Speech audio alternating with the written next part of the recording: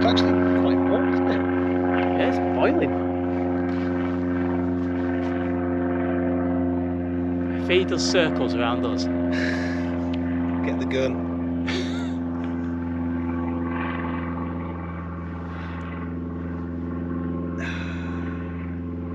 It might be, you know. Do they usually do that?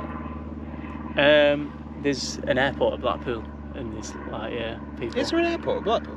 Yeah, you used to be able to go to Ireland on it and everything. I think they had EasyJet in it, all sorts. But yeah, I've never used it. It's only tiny. I don't know how I feel about using it. Right. Right, we're rolling. So yeah, I'm here with Kristian Gjerstad. I've been mispronouncing his name for about 20 years now. But he's worded me up on my mispronunciations today. So Kristian Gjerstad, good friend of mine, extremely talented turntablist and syntablist, producer, and yeah, turntable musician. So yeah, just thought we'd have a bit of a chat on the beach, chilling and Nice to illing. be here. Yeah, man. So yeah, hopefully that plane has disappeared for a bit and you can hear us. So yeah, just wanted to have a chat about sort of where it all started and kind of what you've done and your sort of contributions and your sort of philosophy and idea about turntablism and whatnot. Yeah. So so where did it all start? It started back in about, I'd say 91, 92 or something like that. My brother came home with a pair of turntables, and I was just like, what's this? You know what I mean? I didn't know what I understood that was DJs about, but I'd never seen the equipment, so it looked like foreign to me, you know. So like this turntable. Obviously we'd had turntables at home, but it was slightly different because I had a pitch control and stuff like that, you know. And it was from there that we started kind of doing little kind of mixtapes and stuff like that, but it was more kind of like dance music and like early kind of rave stuff. Yeah. Because I was already listening to kind of like rave music and stuff. But it was when I saw a Chicago Heat from 1989 DMC video. Okay. A friend had given it to my brother. And, It's quite a random one to get I know, hold of. yeah. It was a Chicago Heat, and it had Aladdin on, DJ Muggs. Right. Oh man, I want to see it. Do you remember Freshco and Miz? Yeah, of course, so DJ Miz was on there, and it blew my mind. I was like, that's what I want to do. You know? Yeah. So that was 92, and I was about 12 years old. Well, so, yeah. So about the time. So that was your first kind of sort of exposure to the sort of whole scratch side of things, and yeah, in terms of kind of like battling. I mean, if we're going to go way back, I mean, I remember kind of mimicking the scratches to the Message. My dad imported the Message from America, and he used to play it, and I used to listen to that. I was like, that's crazy. I used to love the beats, and we used to put it on the turntable and try and mimic Grandmaster Flash. I was about 5 years old, I think. I wish my dad was as cool as that. No offense, Dad. So yeah. So if you go back to there, you know, that's like 1985, 86. Yeah. But obviously, I didn't kind of like continue to. But yeah. My proper interest was probably around about 91, 92. And did your brother let you use the turntables anytime you wanted to? Yeah, well, there was at the start he was like, no, I'm doing it, but he realised that I really wanted to kind of like just learn how to scratch, and we got a Redhead Kingpin, right, and DJ Red Alert vinyl, and we used to kind of practice on that, and it was Q burns all over it, and that was where it began for me, really. Wicked. So that's pretty fortunate that you sort of got to get your hands on proper turntables so early on, really. Yeah. But the proper turntables, they were really poor turntables. I think they were cam. Right. Yeah. Cam. Yeah. So we started kind of going to cash converters and stuff like that, and buying kind of like 70s record players with little pitch adjustments on. Right. Okay. And they were direct drives, and they were way better. So we started kind of like modding stuff and whatnot, and getting mixers that were broken, little kind of scratch masters and stuff like that, and fixing them up, and just kind of making geeky. making something out of whatever you could get your hands on. Absolutely. Cause that's it. Because I remember from going from the MIDI hi-fis, like trying to scratch up beats to the rhyme on a sort of hi-fi, to sort of going down to Tandy, trying to figure out what on earth it was that I needed to get. You know what I mean? And years later, it turns out that this mixer they had in Tandy is what everybody started on when I was just like looking as a kid trying to figure it out. And what was it? It was like a Realistic thing, basically, which I'm not sure if Realistic is like a Tandy brand. I think it was, just, and it was just all like sort of flat, sort of fader knobs and all that lot, and just like some sort of weird sort of video editing equipment or whatever. But yeah, no, I remember trying to price up what all the bits and bobs might be that I figured would constitute a setup. But yeah, unfortunately, I kind of left it a few years after. Fortunately, a couple of years before I got mine, and my mate got some, so I got to have a do on his. But so you mentioned your dad sort of importing the message and stuff.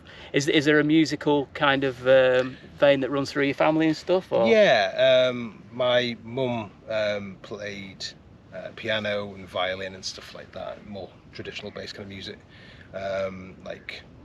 And we, she'd take us to kind of Irish kind of like folk jams and stuff like that, which was great. I used to love that as a kid. And my dad used to play saxophone, but like free jazz saxophone, so it just was like this wild noise coming from the next room. Do you know what I mean? So yeah, definitely kind of music in the family, and we were always encouraged to kind of to play music. But I used to play like the piano a little bit as a kid, but it wasn't until the turntable came along that I was like, that's it, that's what I want to do, and I really wanted to invest time and energy into it. Do you know what I mean? It's a funny one, because sort of on my background couldn't be any more different. Like, nobody musical in the family whatsoever, but I always used to try and play what I could get my hands on. But it's interesting that you've got such a musical basis, but it was still the turntable that shouted at you, and yeah, sort absolutely. of. Do you think there was some part of the fact that it was less kind of structured and it was more experimental? Was any of that side of it? I think that is the main kind of driving force behind it, because I didn't want to sit there and practice scales on the piano and try and learn, chords and stuff at that point in my life, But I think it was the sound of scratching. It sounded so different. Yeah. And so kind of futuristic. And it still does to me now. Nothing. Yeah. There was nothing. It was like alien language, wasn't it? And it's like, there's something. I mean, for me, it's something so exciting about the fact that you can bring something to the table. Do you know what I mean? Like, whereas I guess I can kind of understand if your parents are playing music and can play music, it's kind of feels more like something that you sort of. Yeah, that you can kind of join in and it feels, I don't know, it's a bit more it's a bit safer, isn't it, and a bit more kind of expected, whereas the turntable, it's just I don't know, it's kind of punk though, isn't it, as well? Do you know what I mean? It's like, massively. It's got like almost like it's an edgy kind of sound, and the culture and the vibe of it, it's like, it's different. It's not like sitting there, as I say, kind of sitting there like practicing scales, and there's already so much information about how to play the piano and what you should do. Yeah. Especially back in 91, 92, there was nothing. There was no YouTube. It was like that kind of thing of being able to kind of experiment without any kind of rules. Yeah. That really kind absolutely. of I mean, me to it. Exactly. We just learnt off listening to the records we had and the one or two DMC videos that we could get our hands on. I got turntables about the time that the film Juice came out, and even trying to figure stuff out from footage that wasn't actually him actually DJing. Do you know what I mean? Like, I can't remember. Was DJ scratching some of the battles on that film, or there was some good DJs in the battles anyway, and just trying to figure out what they were doing from them. But half of it probably wasn't actually the audio that you're hearing. Do you know what I mean? Yeah. And the movements too. Yeah. And just random like VHS recordings of hip-hop documentaries I've nabbed off some kids' telly on BBC or something. Do you know what I mean? Just any tiny bit of information you could get was just like, give it to me, let me figure it out. Yeah, absolutely. Yeah, I know what you mean. I mean, though it is music, obviously, I think there's the sort of empowerment of, you know, teaching yourself and kind of deconstructing something to reconstruct it. And I don't know, yeah, there comes a degree of satisfaction, I think, in that musical process. Absolutely. But, absolutely. So you got into your brother's DJing, you're practicing on his decks. So over the course of the next few years, you presumably get turntables yourself, or did you share for some years and stuff? We shared for a couple of years, but then I wanted to. I'd seen people using techniques, and I'd figured out and heard the name techniques, and so I was like, well, that's what I've got to get. You know what I mean? And that took a few years, but I found. What's the version of techniques that I actually found in there? It was like a 1974 version or something like that. Right. And probably what they were using on the original block jams and all that. Yeah, exactly. I forget the actual it wasn't a 1210. It was a couple of like a precursor to that. So I found one of those, and it had like a broken. I think it was the spindle was slightly broken, so I managed to kind of like mod it so it worked, and that was the next stage for me, to kind of, I don't know, develop my skills and develop touch, Yeah, well, I mean, so far as the hand, I kind of, because I guess we started at a similar time basically, and because most of the mixers didn't have good crossfaders at that point. Do you know what I mean? We all started on, like me, the guys I started with all started on switches, so it was all transformers first. So there was so much more freedom in the hand movements. And yeah, I mean, then my logic was, this is my strongest hand, so this is what I'm going to put on the turntable, because that's going to give me the most control. So, but also I think, I went for a couple of years with just belt drives, and I think you become kind of, call it fairy fingered, you know what I mean? You've got to be super kind of sensitive with how you're manipulating the record, especially with beat juggling and stuff like that, and even DJ mixing, how you sort of cue a record to go. You become hypersensitive on how you play with the record. But it was the same with the cam ones. Yeah. So we had those for I think it was like maybe a year or two, and then we started kind of digging for these 70s kind of direct drive ones. But yeah, the belt, it was a really good learning curve and lesson, I think. Yeah, of use those, because you really have to be light fingered. And the platters were all over the place as well, so you were kind of like scratching in, like your tone arm was just like, it was all over the place, you know what I mean? I mean, it feels like if you were to try and sort of try and tell somebody like, oh, it's a good thing to have really bad equipment for 3 years first, like if they had the option of getting Technic straight away, I'm sure they would. But I mean, there is, there is sort of a learning in it, whether even if it is frustrating for a couple of years or whatever. Because I mean, I remember when I first got Technics, I couldn't believe what you could get away with on them. Like, as far as, oh my god, like, even with like Stanton 500s or whatever, like I couldn't like give it so much grief, and it's stayed on, and it's what scribbles and drills and stuff. Yeah, it was just amazing.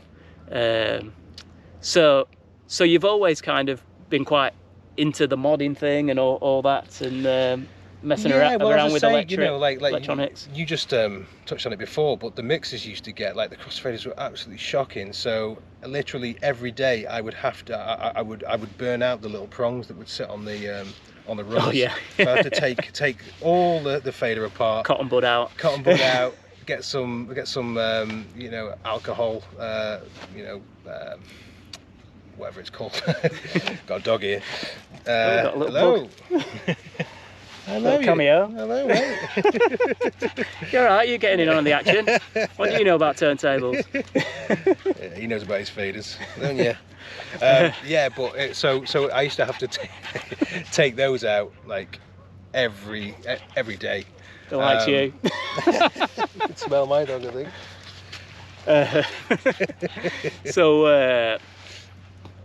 So it's quite from getting your skills up, getting your equipment together, you know, getting comfortable with the turntables.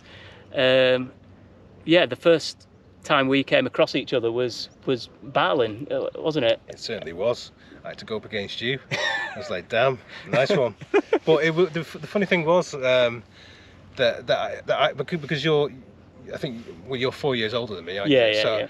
I'd probably been around a few years. I watched you on the '99 video, DMC UK Championships. I was like, damn, that dude's pretty good, isn't he? And you were kind of you were cutting up. What's the sample? Is it Marshall? He got to music so much, class. No, that it one. wasn't. Oh, no, it was. Where do you find time to juggle with the? Was that on Earth? Was it Mr. Dibbs on Earth? Yeah, it is. Yeah, I think it's Cool Keith beat. Sex Styles. That's what it's. Dum. Yeah. Yeah. So it's yeah. So I was it's like, damn, right. So I've got to get to that kind of level. As you do when you're thinking about battling, you're studying everybody. Yeah, exactly. Who's around. Going through the videos and seeing who you like and what you like and what you've got to beat. Yeah. So for the next, I think, year or two, I was like, right, I've got to train. You know, I know I'm not going to go and do anything good, but you know, got to start somewhere. You know. Well, it's a great motivation, isn't it? You know what I mean. Once you've got it in your head that, oof, I want to enter a battle, or certainly once you've sent your form into DMC and said, I'm going to do it. Yeah. You know what I mean. All of a sudden, it's like, crikey. Squeaky bum time. Yeah. Time to put my money where my mouth is, kind of thing. Absolutely. So that was the first time that I'd entered, and that was the 2001, and you came over to me. You were like, "Oh, you've got me scared." I remember that, like clear as day. And I was like, oh, he's either being serious or he's bullshitting me." And basically, it came to the night final, and I came second. You came first, which was right, because you absolutely caned that. You should have won that one. Oh, dude, I've said it to you a few times. Well, as like we were chatting earlier, and my memory is so hazy. I was like, did I do the Northern DMC that year? And because I get mixed up, because I came second in the finals twice in London, and 2002 I got a bye because I came second to +1 and he didn't defend, so I didn't have to do the regional in 2002. Yeah. So the 2001 would have been where I've got my jacket in my closet from, right? It's okay. But yeah, when you said that, I got sort of a bit of a flashback of like. Of seeing, I must have seen you cut in the daytime. It was because it was a warm up. We had a little warm up to the.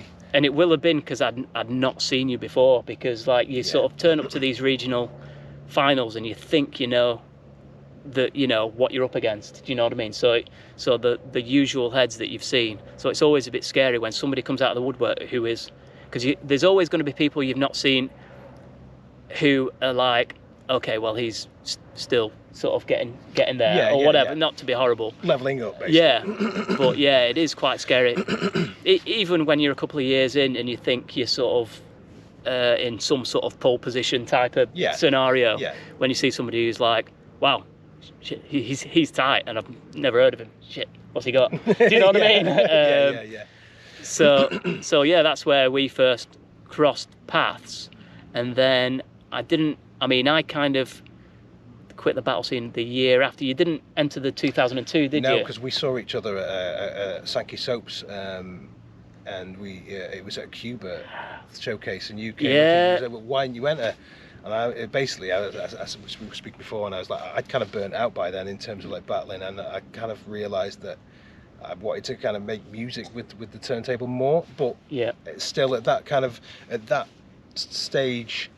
Around about 2001, 2002, it was still quite hard, like to kind of do anything other than battling. You know, to get your name out, to kind of do stuff with turntables. Yeah, I mean the internet was, obviously yeah, the forums were still in full swing and stuff, but there wasn't any tried and tested sort of platform. I mean, the sort of the battle sort of scene kind of started waning after that point as well, didn't it? So, and I think, to be fair, turntablism, well, it's never been massive anyway, has it? But I think it started kind of certainly mid-2000s, sort of having a bit of a lull in. You know, it certainly didn't seem like a scene that if you won a battle, you'd automatically get a UK tour or something like that, which it did feel like that at some point. Do you know what I mean? Yeah. Sort of late 90s and stuff.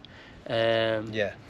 So yeah, no, it's always been sort of hard to know what the correct platform is for work and stuff. Absolutely. But then I remember I didn't see you for years, and then when will it be? It'd be about 2007, 2008, maybe, or I'd say about maybe 2009, because didn't the Controller 1 come out in 2008? Or was it 7? Or it might have been 8.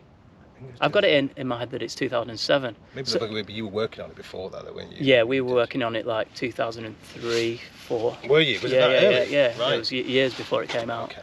So, yeah, so basically I'd not seen Kristian for some time, and then the Controller 1 finally came out, 2007, 2008, whenever it was, and I just put out the doors routine, whether you've seen that. That was my first kind of demo routine that I'd done on the Controller 1, and I was kind of getting more into the C1, trying to learn it, trying to figure out how to play it, and then there was hardly anybody doing any output. I think this was before John Bees had done the the fretless fader video, and like there was a couple of videos that sprang up on YouTube that I came across with some guy who was like killing it on the C1, and I was like, cool, but who the hell's this dude? Like, you know, and I didn't know Chris's like real name. I knew him as Primetime, and so I just sent you a message on the DMs on YouTube. Yeah. I think pretty much just saying like nice work or something to that effect. It was, I think, if I remember correctly. Trying to just say what's up and like connect. And then lo and behold, it was like, well, we actually met each other, and it's Chris, and I'm just down the road in Manchester, and like fairly blew my mind really, because I knew you were good from the battles, but like there was a big progression in between the battles and what I saw you doing on the C1, and I was just massively impressed basically. So just tell me about kind of your interest in the Controller 1, and when did you get it, and blah blah blah. Yeah, well, so like I think I was definitely I was definitely kind of, as I say, from around about like 2001-ish, I started to want to make music with the turntable. Yeah. And then you had the Ned Hoddings kind of things happen, and Gone Cold and all that stuff. So you had all that kind of popping off then, and it was a real kind of special time really. Yeah. And so when I got a sniff, it was on I think it was on the D Styles board that this turntable was going to come out that you could actually play notes on and stuff like that. I was like, I'll keep me P's and Q's. But I was like, wow, that's it. I've got to get it. I've got to get it. Next level. And Ricky Rucker was like saying, well, there's only going to be so many made and all this tackle. I don't think he said that at the start actually, but it obviously turned out that it was I think a massive expense for Vestax, wasn't it? And they put so much sort of R&D into it and stuff, and obviously it was kind of new tech, getting reliable sort of circuitry for what we wanted to do melodically with the speeds, and just the whole control over the platter. I think it must have been an expensive endeavour for him. Absolutely, but I remember at the time, like a lot of people kind of making fun of the turntable, like before it had come out, and even after it come out, like people just saying, well, what's this about? You know what I mean? And almost like it's a gimmick. But I just thought I know the kind of power behind what that could bring to turntable. Yeah, I think unfortunately, I don't know whether it goes with kind of true schoolism of hip hop culture and stuff like that. But there was a massive kind of resistance to it, resistance to the idea, and a lot of people sort of cited the cost, but you know, like, you know, it was like $1,000 or something like that, and you think about what people pay on just a laptop these days. Do you know what I mean? Well, a mixer as well. Well, a mixer, £2,000 for a mixer, to like, you know, however much Technics are these days or whatever. But you know, just to get a half decent sort of Serato setup with a MIDI mixer, pair of turntables, and a laptop, you're talking $5-6 grand these days. You know, so I never, even though, all right, you know, obviously because I was involved in the whole thing, Vestax gave me mine, but either way, not rubbing it in, Chris. But nice one. yeah, I got it for free, but so you should. But I would have paid for that, because, like, you know, as far as, yeah, I absolutely love the punk aspect of turntablism, but nobody ever made a turntable for what we were doing. So let's you know, let's get open-minded and make a turntable for what we want to do. Do you know what I mean? Like, and you were the guy who said to put the buttons around the side of the turntable, didn't you? Yeah, because I didn't feel that the buttons being at the top was ergonomic, basically. Do you know what I mean? Because you basically had the tone arm there and the buttons there, and your scratching hand down here. So every time you'd have to have super long. Well, you'd have to either leave the mixer, or kind of, it just didn't seem the correct place. So if we're going to rethink a turntable, let's really rethink the turntable and not be constrained to these sort of areas. This is what, you know. So so that was one of my sort of things. But you know, obviously all the other guys, you know, put cool stuff in there. But so if you're going to rethink a turntable, let's try and get the most out of it. But yeah, absolutely. I think you know, the things are, you know, carved out of wood. Do you know what I mean? But you know, like, it's a beautiful instrument. Do you know what I mean? You know, so you know, if you're going to pay a grand for a synth, if you're going to pay $2 grand for a laptop, you should be able to pay £1,000 for a one of 50.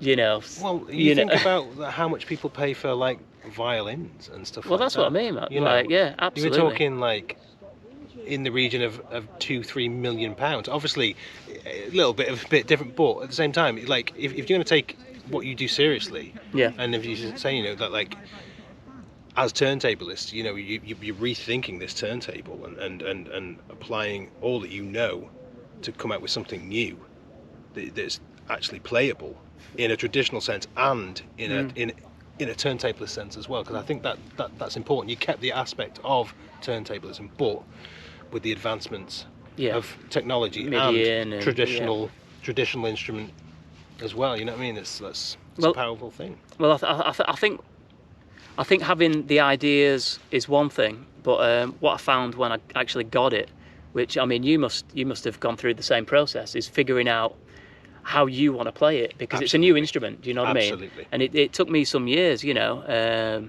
You know, I got it at first and did a thing to demonstrate the power of the motor, basically, and demonstrate the accuracy that you could get melodically with it and stuff like that. But it did take me a few years after to figure out how I wanted to express myself on it, which was kind of less of a note playing sort of aspect and more combining my traditional sort of love of manipulating samples and more traditional record manipulation techniques with that added aspect of the you know, the pitch, changing pitch in musical increments, you know. And that's really what I sort of tried to develop with it and love doing with it. So rather than looking at it as a really hard to play piano, look at it as a mega, like, an amazing turntable. Do you know what I mean? Yeah, absolutely. But yeah, do you want to say anything about how you found that process of getting that as an instrument and then figuring it out? And yeah, it was the same. It's the same for you. It's the same for me as it was for you. It took me a couple of years to work out how I wanted to kind of play it. And what I did come across as well is that I could play it in a number of different ways. Yeah. And that is really powerful. You know, it's not like with a piano you press the key and it sounds, you know, and obviously with the piano you can, you know, there's so much you can kind of do with it, but with a turntable, you know, you can use any sound that you want to manipulate, is just amazing. Like a to me. synth or yeah. Exactly. You know, it could be anything, but I can reverse it. I can actually scratch it, and I can manipulate the actual keys on it like a traditional instrument, or I can use a combination of, say I've got a phrase, you know, a sample, you know, a little kind of piano run. I can manipulate that and as it's going, and so I think I've tried to kind of do both, play it, learn to get better at playing it in a traditional music kind of sense, i.e. kind of like a like piano, on a tone or whatever, on a tone, and to try and kind of manipulate it while manipulating a phrase on a sample as well. But yeah, it's a combination, isn't it? Yeah, you've got to sort of play back, and it's still, to be honest, it's still there to be explored. You know Absolutely. what I mean? Yeah. So you got the controller one, you developed that, you're working with samples and tones and everything, and then I mean by this point we'd hooked up again and stuff, and you know, started jamming together occasionally and stuff, and yeah, I remember, I don't know if you came round to mine with like a early kind of version of sort of pre button box kind of, you were telling. Yeah, you had like, it was like metal sort of sensors things, and it was like, it was copper. It was copper tape, so and conductor sort of MIDI, and it just written like a really simple kind of code for an Arduino board, which is like a little microcontroller that you can kind of program yourself. And basically, the reason why I started to develop these kind of things is because my controller one, the buttons started to freak out on me. And that scared me a lot. So for those who don't know what the button box is, we'll talk more about that. But essentially, Chris developed his own kind of add-on to a MIDI turntable. So your Vestax PDX 3000 or any other sort of MIDI-able turntable. So I presume you can put it in a modern Technics with the MIDI in and stuff. Backtrack does a DJ Backtrack does a MIDI mod for the Technics and for the PDX 2000. Right, wicked. As well, so you can kind of do that. So the button box is like a unit that you can put in the sort of bottom left-hand side of the controller one, with the same sort of button layout that we talked about with the controller one, and it basically allows you to do with a MIDI turntable what you can do with a controller one, if not more, because you can plug it into like Serato or, you know, Ableton and control hardware and synthesizers. Yeah, exactly. So you've got a sort of digital MIDI out as well, or whatever, you know, so you can MIDI control apps and you know, your software and your devices through it as well, simultaneously as changing the speed of the platter. So you were talking about the development of that. So it started with the copper. Yeah, and I've got to give a shout out to DJ Knockers from I think he's from Miami.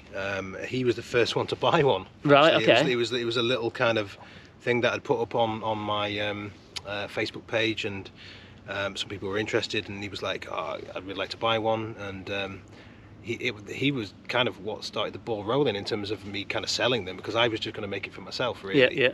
And as I say, the reason is because the button box, the controller one's buttons were starting to fail, and I thought to myself, I can't not have the ability to not be able to pitch a turntable like I've been able to. Well, I must admit, I've always had the fear of it going. Do you know what I mean? Yeah. Thankfully, sort of Chris is out there making something for when you know, when the controller one dies. But and yeah, so amazing piece of kit. Yeah.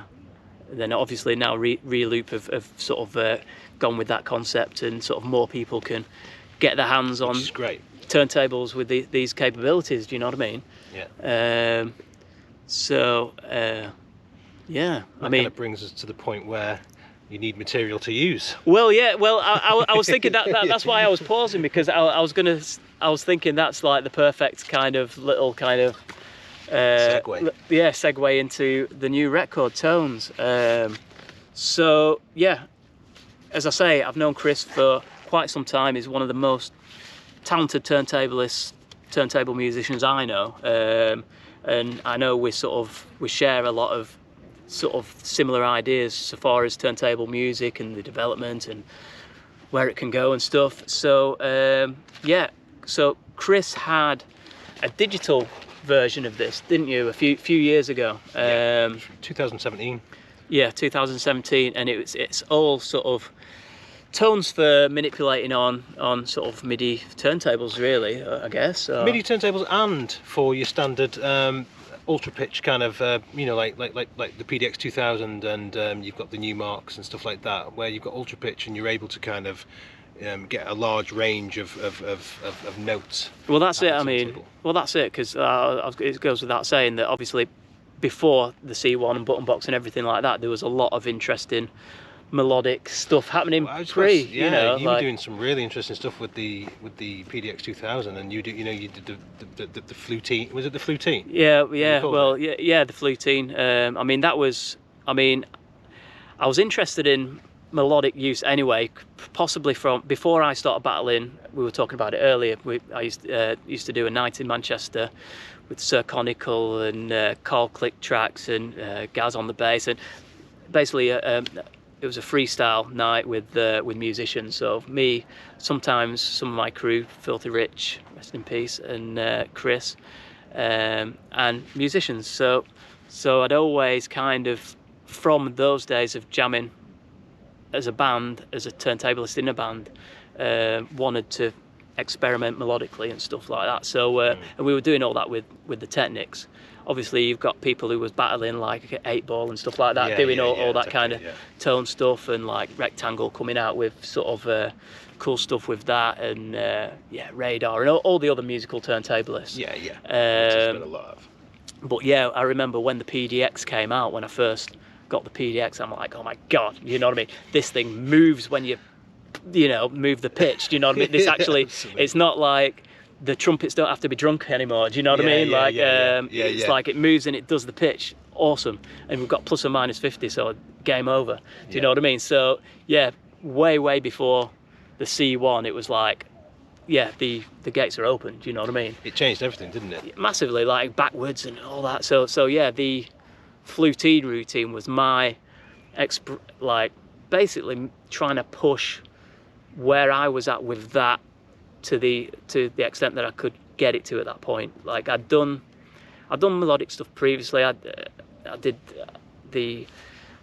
just a little samba routine where I was using the pitch quite a bit on that. Yeah.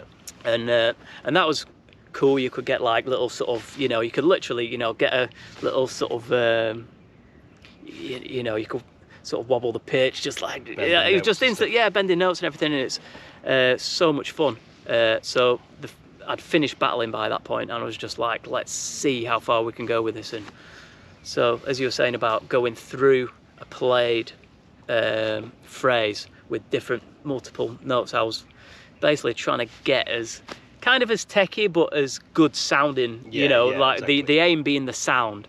But I did, because I'd not been battling and I didn't have that sort of platform to get ideas across.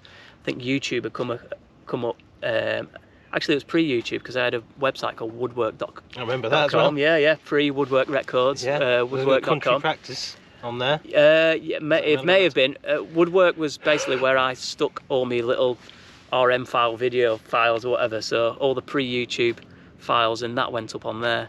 And it was like, reverse, ultra pitch, everything I could press on a PDX like a million times to get a good sounding melody I was doing. So yeah, anyway, enough about me. So you made the tones digital version.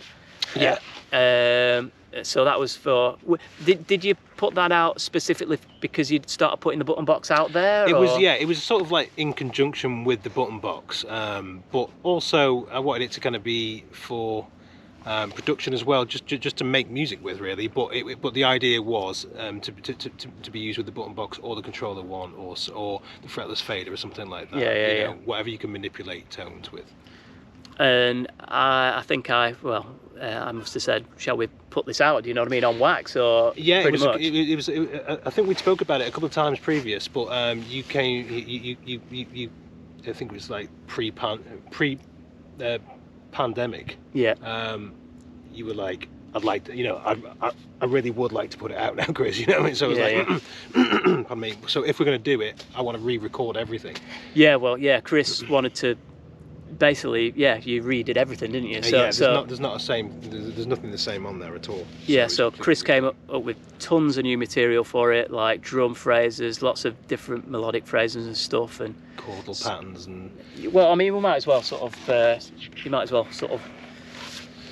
explain what it's all about, really. Yeah. I guess. I mean. So. Well, yeah. So with kind of tones, you've got obviously side A.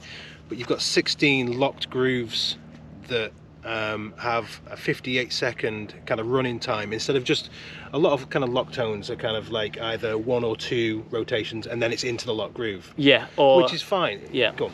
Oh, well, I was going to say, or just a straight note that doesn't change. You know what I mean? Yeah, exactly. But you wanted to sort of. You wanted to kind of get that effect of sort of syntablism type of that kind of modulation type or even if you just kind of press down on a keyboard on a synthesizer, unless it is just a straight kind of sawtooth or sine wave or something like that, you will have effects happening to the actual tone. Yeah. You'll have like frequency shifters or filters, LFOs and stuff like that happening, so you're kind of getting these different dynamics, different sonics happening to the actual and character of the actual sound. So I wanted that on vinyl. Yeah. So when you're actually manipulating these, it feels like you are playing an actual synthesizer, if that makes sense. Yeah. It's mimicking the actual style of a note being pressed on a traditional synthesizer that's got these effects happening to the actual sound. I must admit, like, I've not, in recent years, I've more played with kind of with musical phrases than long tones. It's just more kind of on sort of a personal style thing, but also kind of I don't know, I just enjoy playing with phrases, but like playing with this, it's like the best. I'm bound to, I sound like I'm plugging it because it's, on woodwork, but they really do sound better than like the other records I've got, so far as from a musical context. It just feels like you're playing an instrument rather than you've got like a straight, you know what I mean? Yeah, it's like just a straight tone. It sounds like a synth, you know what I mean? And it's just So sounds really good. So you've got 8 bass tones and 8 lead tones, and they've all got different kind of characteristics and stuff like that, and they're all done on kind of different synths and stuff like that. And also I was manipulating so we should get to that bit. Is the reason why they kind of have this 58-second kind of lead up time is because I manipulated LFO, filters, resonance and stuff like that to a click track of 133. Right. Okay. BPM. So they're all manipulated live to a click track of 133.33 BPM. And they're all middle Cs. Oh, well, not middle Cs. So the bass tones are recorded at middle C, and the lead tones are recorded an octave. An octave. Yeah. And they all go into a lock groove, like Chris said. So so you can just they'll just run into a loop, and you can carry on going, or you can reverse the platter and go back through the modulation and stuff. So so side A is all straight tones, various straight things. tones. So you've got like that kind of ability just to bang it on and play different kind of. It's almost like having like a little synthesizer. Yeah. So a turntable synth basically. So you've got side B, which then. Which didn't actually, we didn't have this on the digital release really. No, it was just tones, wasn't it? The original release, There was I think there was a few sequences, but I didn't do any kind of melodic and chordal stuff on there. So that's what I wanted to kind of bring to this release really, is to kind of have a lot of musical ideas that you can play with, and we must say that it's not skipless, because I wanted to have a good amount of quality stuff on there, I think. Well, I think as well, because we've got so used to this sort of skipless world, we forget that, you know, there was 20, 30 years of turntablism before people started repeating phrases. You know, I mean, that's why not everything on the Scratch Sounds records are skipless, because my favourite records, apart, you know, for scratching with, like, you know, library records, KPM, you know, Bruton and stuff. You know, it's like solo instrument sounds. Do you know what I mean? And there's a lot of time on a record, and I don't know. I think sometimes we get a little bit worried the fact that we've not got like a full centimetre's worth of a repeat. Yeah, you know what exactly. I mean? Yeah. Or it might actually skip. Well, if it skips. Well, yeah, it skips. And you turn it back. It's fine. That's called turntablism. That's turntablism, and it's part of you know, like, you know, it being live. I suppose, you know, it's quite nice at times. But I wonder if that's the sort of comfort zone we've got into, being in relative mode on Serato or whatever. Do you know what I mean? I mean, at the same time, I don't want to kind of knock not at all skipless stuff, because it's brilliant, but there's a lot of records out there that are brilliant. So I didn't want to kind of do that. But again, it was more from a case of as you just saying then, you hit the nail on the head. It's like that library LP kind of style stuff, and that's what I mean. I was a big digger back in my early 20s. You know what I mean? KPMs, DeWolfs, Brutons, you know, all that kind of stuff. Conways. We could go on forever naming them, but I used to love looking at the covers and thinking, right, so we've got a Moog kind of phrase. I see. You just there. had to go in vinyl exchange and like, you know, it's like, okay, that's more scratch stuff for me. Exactly. Yeah. So unfortunately, and it was all naked samples, and it was brilliant, you know, and it didn't bother me whether it was skipless or not. You know what I mean? So, and it also kind of feeds into the aesthetic of where you are as well. So it's kind of you know, this I don't know, kind of we're on the same kind of same vibe, tip. I suppose. It's you know. I don't know, it's very it's I don't know, it's just great to sort of put a record out with somebody who's on the same tip but on a different tip and has different skills. And you know, for me, this is one of the best records that, you know, the labels put out. Do you know what I mean? So really chuffed with it. Well, I appreciate you actually asking me to put it out. Not that we want a kind of a bit of a bromance kind of thing on the camera, but like you know, just like you being brave enough to put stuff out like that, because I'm gonna go. Yeah. Do you know what I mean?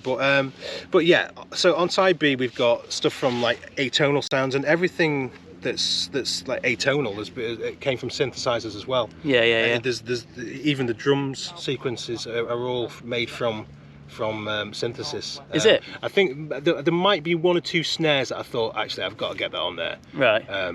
Within the kind of the evolving drum sequence, which is number 2. Yeah, because the drum sequence is really interesting. It's like, it's ever changing, and there's so much in there, and it's, I wanted it to kind of like change. So like, again, it's not skipless, but you know, you use your skills properly, and it's dope. To go anywhere. It was an Undo Sequence. Rick sent us a little video of him cutting up the drums the other day. It sounds awesome. I think he ultra pitched it down. And, he did as well. He's a funky drummer, that boy. So then you've got bass phrases, which is at number 3. Try and get this towards the camera so you can kind of see. And that's kind of like I'd say more funk boogie type of bass lines. I've tried to keep like a theme throughout, but to kind of have a number of different things that you can make with this. With this record. So you can make up tempo funk boogie, or quite dark and strange kind of stuff. A bit further down, some of these experimental tone sections are pretty crazy. Wild. Pretty wild. And they're all and they all go to 133.3 BPM. So, you know, you're getting these kind of these kind of like real kind of modulated patterns that kind of you can kind of manipulate, you know, through incremental kind of movements and stuff. I've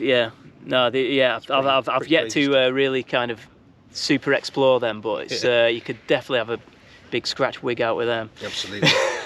Then you've got funk phrases even, and that goes from C minor to G minor. So it's in a musical kind of fashion that will lend itself to I don't want to say kind of dropping the needle anywhere and you're going to be able to make, you know, it's going to kind of make sense automatically. Yeah. But within the actual kind of within the sections, it's going to make sense. But it will as well. If you're able to pitch on a turntable, you'll be able to kind of like find the key and stuff like that. But it's not. Again, you know, there's a lot of records that are all done to the same key, which is brilliant. I think that's fantastic. It's just with this, I wanted to kind of get a number of different kind of things, so it had a bit of longevity. I'm not saying again, I'm not saying the other ones don't, but in terms of musical, you can do a lot with the one record kind of thing. And there's loads of different things like kind of that happening. There's funk phrases, funk progressions, and then you've got soul phrases and soul progressions and stuff like that. And then you've got major seventh chords that follow the circle of fifths, so they're all relative to each other. So you can actually then, pretty much anyway, put that anywhere in terms sort of pitch it like up and down, and still sort of kind of it all work together. It will work together, because it follows a relative kind of pattern, and that is for major and minor. Then you've got the experimental tones, which I love that kind of stuff, because just within that one section, so we've got one called Avant-Garde Dog, that changes so drastically throughout the tones that I think they run for 58 seconds as well when they do. You've got so many kind of interesting sonics happening that, you know, from one rotation to the next, it's completely different. Because I had my modular synth just kind of geeking out, wild, going crazy to as I say, to the click track. So I can imagine that sort of stuff being really useful if you're in sort of a band situation and you kind of just add in kind of some sort of textures to it and just kind of freestyling, you know, giving just atmospherics. Just get some effects through it and kind of add in, you know. That's the thing with with this, it's great dry, but get some effects on it as well, and then you really start to hear some crazy stuff going on, and that's throughout it all, you know, through the bass tones, the lead tones. Like if you add delay and maybe a wah-wah as well, because, you know, even though it's being manipulated, you know, you can add that kind of stuff, but add a delay on just that and you'll get some crazy stuff. Then at the end we've got some more kind of, well, atonal sort of skip proof. We've got a skip proof vocoded R and fresh. And then we've got skip proof atonal noise sweeps, and then we've got atonal noise sweeps number 2. So then, like, nice kind of alternatives to your R's and freshes. So you've got a traditional R and fresh, but you've affected it and kind of got it sounding different to different. And then you've got some fresh stuff that has the same kind of qualities as those sounds for cutting and just freestyle scratching and having it cut through any kind of sound and stuff. So so cool stuff to just rip up on, really. Once you've kind of made a little sketch on it, you know, and then you can freestyle with some kind of with some noise sweeps and stuff. Another little dog coming. See if this dog takes a shine into Chris as well. Cool. Well, I think worth also mentioning, so we've got the 12-inch version of that. That is on black vinyl. So, there you go. Black vinyl. Nice groovy. And then we've got a 7-inch version of it for the portablist. Who knows? For the portablist crew. I'm going with portablist. Portablist. Portablist. We're both portablists. Let's be real. So we did we've got 2 colours going on for this. Got the yellow and the turquoise.